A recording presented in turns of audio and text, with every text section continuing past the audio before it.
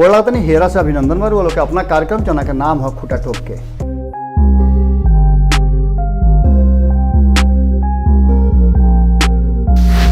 अग्र सोची सदा सुखी, ये हमने के यहाँ बड़ा मजबूती से कहल जाला, हमने के बड़ बुजुर्ग कह के गइल बा। गोला तनी हेरा से अभिनंदन बार वो लोग के अपना कार्यक्रम जना के नाम है खूटा ठोक के। लगातार बिहार के राजनीति के चर्चा होता और चर्चा ही हो रहा बा कि के बनी मुख्यमंत्री। एक चर्चा पर अलग अलग तरह से दावा कल जाता, हालांकि दोनों खेमा दावा कर रहा बा। ए बीच में तीसरा खेमा भी आपन तैयारी में लाग गई बा। लगातार महागठबंधन होके चाहे एनडीए होके, दोनों आपन आपन तैयारी में लागल बड़े और संगे संगे ये दोनों खेमा में जो दल बड़े, हालांकि महागठबंधन के अभी स्वरूप के तय नहीं के रही के जाई का होई, चूंकि कोऑर्डिनेशन कमेटी के लेकर के भीतरे भीतरे खूब घुमसाइल बा मामला, लेकिन एनडीए तो एकजुट नजर आ रहा बा। लोकसभा चुनाव बड़ा मजबूती से लड़ रहा लोग, ओकरा बादों के स्थिति लगभग ठीक रहा, लेकिन यह बीच में जो तैयारी चल रहा बा वो लोकसभा से अलग होला विधानसभा के चुनाव। और विधानसभा के चुनाव में कप्तान घोषित भइला के पहले भी और बाद में भी नीतीश कुमार अपन रणनीति और अपन तैयारी पूरा कर ले बड़े। कुछ तैयारी तो ऐसा बा कि जो ना देख करके संदेह होता है कि नीतीश कुमार भीतरे भीतरे कहीं डेराइल तो नहीं कन कि वो आने वाला चुनाव में पिछड़ भी सकेले।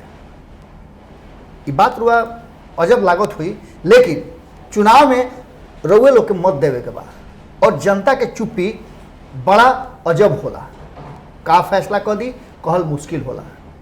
लगातार जौना तरीका से बिहार के जनता अपन फैसला सुनावेली और अब तक आज़ादी के बाद से बिहार में जौना तरीका के राजनीति हो रहा बा, जौना तरीका से रुआ 15 साल उनका के 15 साल उनका के 30 साल उनका के दे रहा बानी, वो इस देश के अलग अलग राज्य के कुछ राज्य बान जौना में इस तरीका के बात चल रहा बा, लेकिन अधिकांश राज्य जौन बारे वो सत्ता परिवर्तन और नया नया चेहरा देखता आ रहा है। बिहार में ये बात लगातार चल रहा बा कि कैसे नीतीश कुमार 15 साल शासन कैले, 15 साल के शासन में का अच्छाई और का बुराई बा, एकर अब पलड़ा पर रख करके तरजुई बटखरा लेकर के जोखा रहा बा।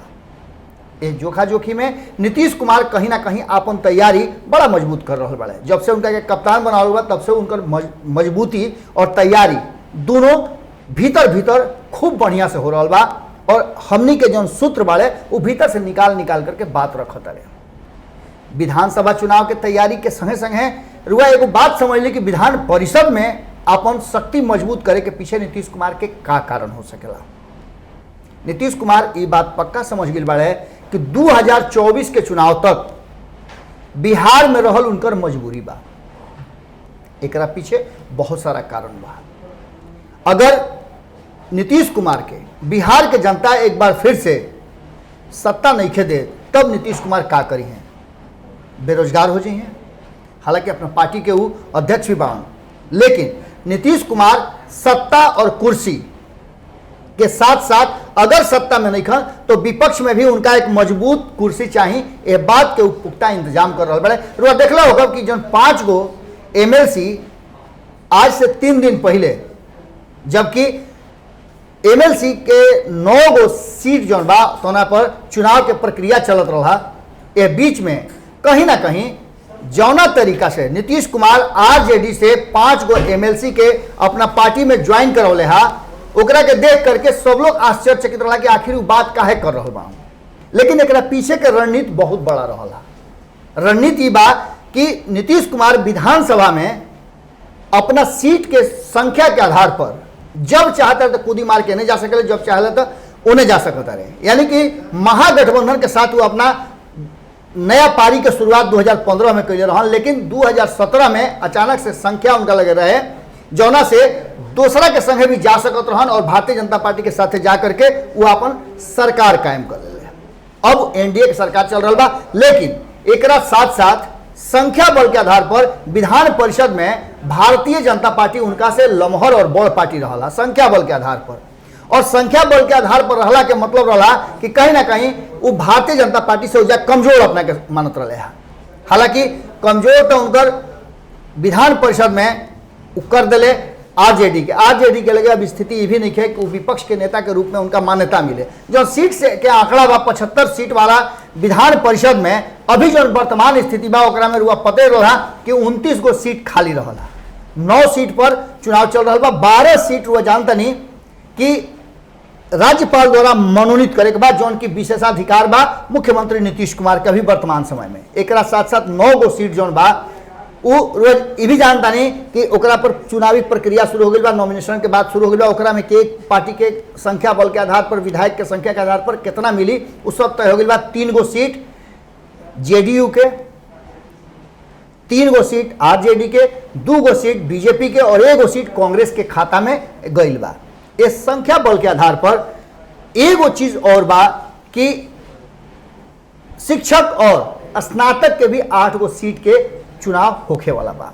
इस सब के लेकर के वो अभी लंबित बा, लेकिन अभी जो वर्तमान संख्या बा उस संख्या के आधार पर नीतीश कुमार सबसे बड़ पार्टी हो गई बाड़े, जो कि 3 दिन पहले तक एकर पूरा दारोमदार और बड़ा पार्टी होके के जो पद रहा वो प्राप्त रहा भारतीय जनता पार्टी के। 17 गो सीटों का रहे, अचानक से 5 गो सीट या 5 गो एमएलसी के अपना खाता में लेकर के नीतीश कुमार विधान परिषद में भी अब बड़ा दल के रूप में हो गए। उनका संख्या हो गई 20।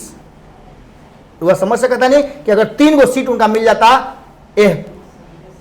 9 गो सीट में से तो उनका संख्या हो जाए 23।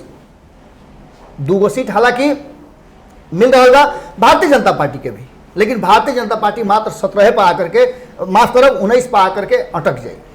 इस सब के बीच में जो स्थिति सामने नजर आ रहा बा तो हमें बीजेपी के 17 गो सीट रहा, 1 गो समर्थित उनका संग रहा अशोक कुमार।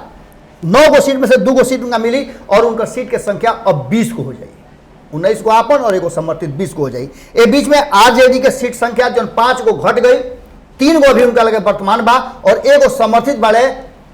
वो जानते बानी कि रीतलाल यादव के समर्थन आरजेडी के तरफ से मिला रहे। 9 गो में से उनका मिला था जौन सीट, वो सीट के हिसाब से 3 गो सीट मिलने के बाद उनका संख्या हो जाता 4 और 3 7, यानी 1 गो समर्थन मिलाकर के 7 सीट हो जाता। वो ये भारतीय जनता पार्टी के 17 गो सीट रहा, 1 गो समर्थित रहा, 20 गो वालों को बता ही देनी। एमे कांग्रेस के 2 गो सीट अभी वर्तमान में बा और 1 सीट उनका मिला था, 3 सीट हो जाई। एलजेपी के 1 और हम के 1। जदयू के खाता में जो 15 को सीट रहा में 5 को जुड़ गई तो 20 सीट हो गई और 3 सीट मिलने के बाद 23 को सीट हो जाएगी। इस सब के लेकर के नीतीश कुमार जैसन की आरजेडी के नेता लोग से सुन ले हो खब, आरजेडी लगातार ये बात के कर रहा बा। जगदानंद सिंह के कहना रहे, जब उनका से पूछल गई जो 5 गो उनकर एमएलसी टूट करके उन्हें गई ले, तो उनकर कहना रहे कि नीतीश कुमार के कोई आधार नहीं है, ना उनकर बेस कहीं बा, ना उनका संगे नेता बाड़े। वो सिर्फ अलग अलग पार्टी के तोड़ के जोड़ बटोर करके जोड़ुआ बटोरुआ पार्टी लेकर के चल रहा बाड़े, कभी भी उधाराशाही हो सकेले। एक साथ साथ आरजेडी के कई गो नेता यह बात के भी दावा कैले कि लगभग 2 दर्जन से ज्यादा विधायक जदयू के उनका संपर्क में बाड़े और कभी भी पाला बदल सकेले। लेकिन दावा दूसरा तरफ भी हो रहा बा कि 5 गो एमएलसी जो गई बाड़े उनका के लेकर के नीतीश कुमार के जो टास्क दिले बड़े, वो टास्क बा कि ले आकर के अलग अलग दल से वो विधायक के जदयू में ज्वाइन कराओ। और एक खातिर राधाचरण सेठ और अन्य नेता का दावा भी कैले कि हाँ हमनी के संपर्क में बहुत सारा लोग बा और हमनी के ले करके आवे के टास्क मिलल बा। इस सब बात के बीच एगो बात बहुत महत्वपूर्ण बा कि आरजेडी लगातार यह बात के दावा कर रहा बा कि आवे वाला 2020 के चुनाव में नीतीश कुमार के पत्ता साफ हो जाई। बिहार के जनता के चुप्पी बहुत कुछ कह रहा बिया। इस सब के बाद नीतीश कुमार अगर मुख्यमंत्री के कुर्सी नहीं के मिलत, चूंकि हाइपोथेटिकल क्वेश्चन बा, लेकिन संभावना कभी भी कुछ भी हो सकेला, राजनीति संभावना के खेल है। अगर नीतीश कुमार के मुख्यमंत्री के कुर्सी नहीं के मिलत तब वो का करी हैं, तो ओकरा खातिर पहले ही से जुगाड़ कर ले बाड़े कि उनका बिहार छोड़े के मत पड़े। कारण कि लोग पहले ही बता देनी कि अब लोकसभा के चुनाव में भी देरी बा और आने वाला विधानसभा चुनाव 5 साल के बाद हुई। ये 5 साल और 4 साल के बीच नीतीश कुमार का करी हैं और एक साथ साथ 2021 में यदि उनका सरकार नहीं के बनत तो फिर जो बाकी के चुनाव होके वाला बा 2024 को सीट पर स्थानीय क्षेत्र प्राधिकरण के जो 24 को सीट के एमएलसी के चुनाव हुई 2021 में, वो आंकड़ा बदल सकला। एक पहले अपना के मजबूत करे खातिर पूरी तरह से 20 गो और 3 गो मिला करके 23 गो सीट लेकर के नेता प्रतिपक्ष जो विधान परिषद में बा ओकर कुर्सी अपना भीरी रखल चाहता है, जौना से उनका सुख सुविधा और जो उनकर स्टेटस बा स्टेटस के मेंटेन कल जा सके। हालांकि उप मुख्यमंत्री मुख्यमंत्री के बाद अगर मान लेते नहीं कि पूर्व मुख्यमंत्री के जो सुविधा बा वो तो उनका मिलबे करी, लेकिन सदन में बनल रहे खातिर और पूरा मजबूती के साथ अपना के खड़ा रखे खातिर नीतीश कुमार एगो रास्ता अपनौले है कि यदि उनका मुख्यमंत्री के कुर्सी नहीं मिलत तो वो नेता प्रतिपक्ष बिहार विधान परिषद के कुर्सी अपना भीरी रखस। ए बात के तैयारी कर रहा है। ये कहना बा आरजेडी के। अब देखे वाला बात हुई कि चुनाव में वोट तो रउआ लोग के करे के बा, केकरा के जिताई केकरा के हराई ये रउआ लोग के फैसला करे के बा। लेकिन जौन बिहार में चल रहा बा आंकड़ा और जौन रउआ लोग के बात विचार और मन मिजाज बता रहा बा, ओकरा हिसाब से अभी तक ले जनता यानी जौन निर्णायक लोग बा वो लोग चुप्पी सधले बा। बिहार के राजनीति में लगातार नया पुरान खेल चल रहा बा। एक खेल में कहीं ना कहीं बीजेपी के बड़का झटका दिले बा नीतीश कुमार और साथे रह करके आपन राह कैसे अख्तियार कर ले, लालू के नाव पर सवार होकर के और लालू के सहारा लेके एक बार फिर से आपन गद्दी जौन बा एगो तो बरकरार रख ले जौन गद्दी बढ़ुए विधान परिषद में नेता प्रतिपक्ष के।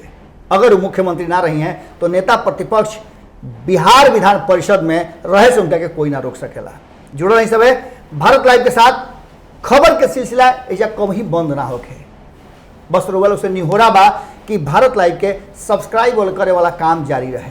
सब्सक्राइब करी सबे और संगे संगे एगो बात और कहब कि सब्सक्राइब कैला के बाद अपना हित नाता गोतिया पट्टादार सबे से कहीं कि बढ़िया चैनल बा, राउर आपन चैनल हो, मुफ्त में फ्री में सेतिया में वाला हर खबर सबसे पहले प्राप्त हो जाएगी।